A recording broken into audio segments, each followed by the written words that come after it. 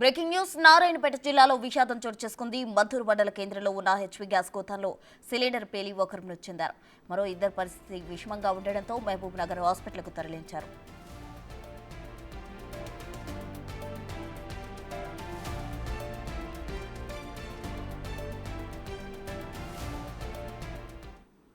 మద్దూరు మండల కేంద్రంలో HP gas గోదాంలో cylinder పేలి ఒకరు మృతి చెందారు. దీనికి సంబంధించి పూర్తి వివరాలు మా ప్రతినిధి అందించేందుకు సిద్ధంగా ఉన్నారు. శంకర్, ప్రస్తుత నారాయణపేట జిల్లాలో విషాదం చోటు చేసుకుందని చెప్పవచ్చు. దీనికి గాను మద్దూరు మండల కేంద్రంలో హెచ్పీ గ్యాస్ సిలిండర్లకు సంబంధించినటువంటి గోదాం ప్రమాదవశాత్తు పేలడంతో ఒకసారిగా దాంట్లో పనిచేస్తున్నటువంటి ముగ్గురులో ఒకరు మృత్యువాత పడ్డారు. మొత్తంగా ఈ భారీ పేలుడితో ఒకసారిగా చుట్టుపక్కల ప్రాంతాల ప్రజలంతా కూడా ఒకసారిగా ఉలిక్కి పడినట్టుగా తెలుస్తుంది. ఇది మేజర్ గా మద్దూరుకు ఒక కిలోమీటర్ 2 కిలోమీటర్ల దూరంలో ఈ యొక్క హెచ్పీ గ్యాస్ గోదాం ఉంది. ఈ గోదాంలోనే తెల్లవారుజామున ఈ ప్రమాదం చోటు చేసుకున్నట్టుగా తెలుస్తుంది. మొత్తంగా దీనికి సంబంధించి పోలీసులు కేసును అయితే దర్యాప్తు చేస్తున్నారు.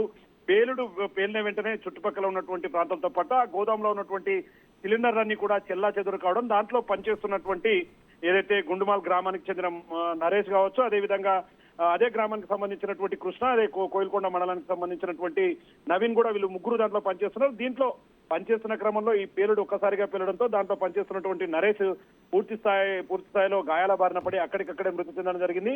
మిగతా ఇద్దరిని కూడా మెరుగైన చికిత్స కోసం మహబూబ్ నగర్ ప్రభుత్వ ఆసుపత్రికి అయితే తరలించినటువంటి పరిస్థితి కనిపిస్తుంది. ఏదేమైనప్పటికీ అక్కడ మాత్రం ఈ పేలుడుపై పలు అనుమానాలు తెలుస్తున్నాయి. ఎందుకంటే ఈ యొక్క గ్యాస్ ను రీఫిల్లింగ్ చేసే సందర్భంలో ఈ ప్రమాదం చోటు చేసుకున్నట్లుగా కూడా స్థానికంగా అయితే గుసగుసలు వినిపిస్తున్నాయి. ఎందుకంటే గ్యాస్ సిలిండర్ల ద్వారా చిన్న సిలిండర్లకు రీఫిల్లింగ్ చేయడం, అక్కడ నుంచి తక్కువ రేట్ కు ఇక్కడ తీసుకొని అక్కడ ఎక్కువ రేట్ కు అమ్మడం, ఇట్లాంటివి చేస్తూ వస్తున్నారు. ఇదే క్రమంలో పూర్తి స్థాయిలో ఈ యొక్క పేలుడు జరిగి ఉంటుందని చెప్పి కూడా ప్రాథమికంగా అంచనా వేస్తున్నప్పటికీ పూర్తి స్థాయిలో పోలీసులు అయితే దీని మీద దర్యాప్తు ప్రారంభించారు.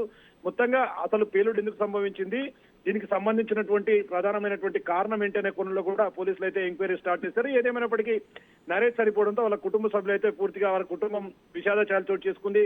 మద్దూరుకు సంబంధించి ఇక మిగతా గోడాంకు సంబంధించి మిగతా ఫుల్ సిలిండర్ గా ఉన్న వాటిపైన కూడా అధికారులు దృష్టి పెట్టారు. అంటే అక్కడ ఉన్నటువంటి ఇంకా ఏదైనా ప్రమాదం జరుగుతుందనే క్రమంలో కూడా పూర్తిగా ఆరా తీస్తున్నారు.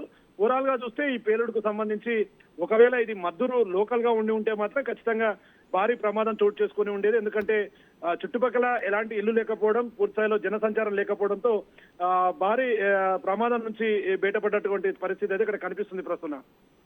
Right Shankar, thank you. ఇదంతా కాలిపోయింది కదా మన